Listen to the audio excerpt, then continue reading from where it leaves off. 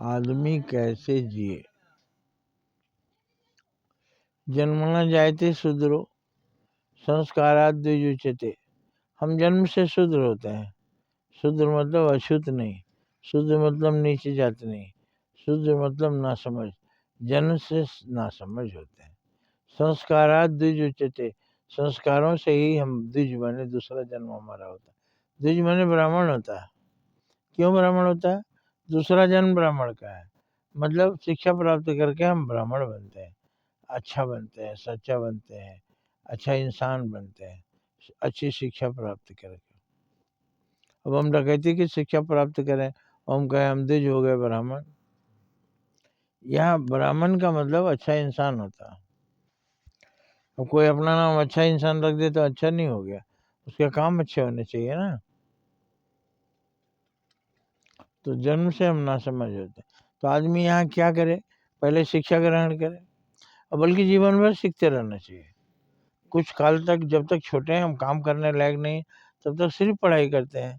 लेकिन बाद की ज़िंदगी में हम पढ़ाई भी करें, ज्ञान भी अर्जित करें, संतों महात्माओं के प्रवचन सुने, सदग्रंथों को पढ़ें। ज्ञान प्राप्त करने के बहुत सारे साधन हैं। ज्ञान जितना बढ़ेगा उतना ही भला होगा, जीवन में उतना ही उजाला फैलेगा, और ज्ञान नहीं रहेगा तो अंधेरा फैलेगा। तो यहाँ आके क्या करें? ये सारी योग्यता प्राप्त करके हम क्या करें? अरे भाई, सेवा का काम करें। क्योंकि सरस उल्टा भी करने से सरस होता है। सरस माने सज्जन, चाहे वो पढ़ा हो चाहे ना पढ़ा हो, सज्जन तो सज्जन। और दुर्जन चाहे जितना पढ़ा लिखा हो उतना ही खतरनाक होता है। कम पढ़ा लिखा दुर्जन हो, कम नुकसान करेगा।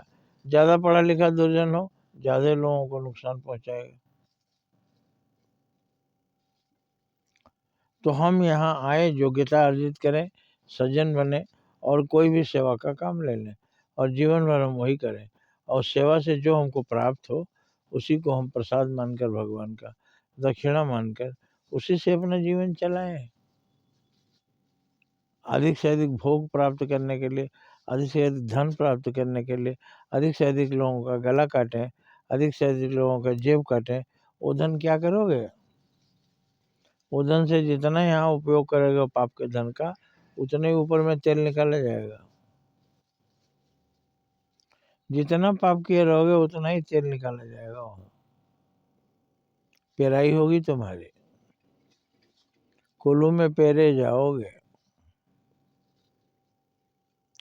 इसलिए इस दुनिया में हमेशा सीखते रहिए कुछ नई नई चीज़ें, और लोगों की सेवा नए नए तरीके से करते रहिए, और सेवा से जो मिले उसी से अपना जीवन चलाइए, और इतनी सेवा कर जाइए कि आप अमर हो जाइए।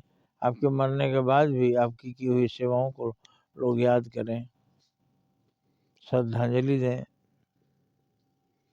समाज में आपकी पूजा हो। आपके जाने के बाद भी तो वही आदमी स्वर्ग गया है, वही आदमी अमर हो गया है।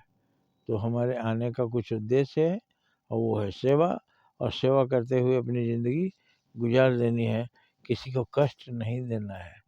और जितने अधिक से अधिक लोगों का कष्ट हम दूर करेंगे उतना ही पुण्य हमारा अर्जित होगा। इसलिए ये सोचना चाहिए कि हम किसका कष्ट, what can I help you, मैं आपकी क्या सहायता कर सकता हूँ। सबके सामने एक ही क्वेश्चन रहे, और जो सहायता कर सकते हैं उनका कीजिए। सहायता जो आप करेंगे तो ये सेवा है। सेवा परमो धर्मा, सेवा से बड़ा कोई धर्म नहीं है। जय हिंद, जय भारत।